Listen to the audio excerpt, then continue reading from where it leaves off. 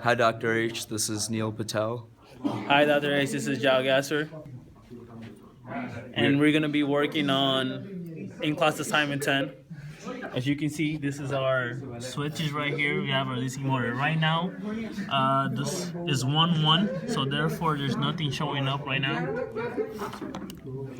Right now we're gonna switch the switches to 0-0, so we're gonna turn off the switches. That's supposed to move it in the forward direction.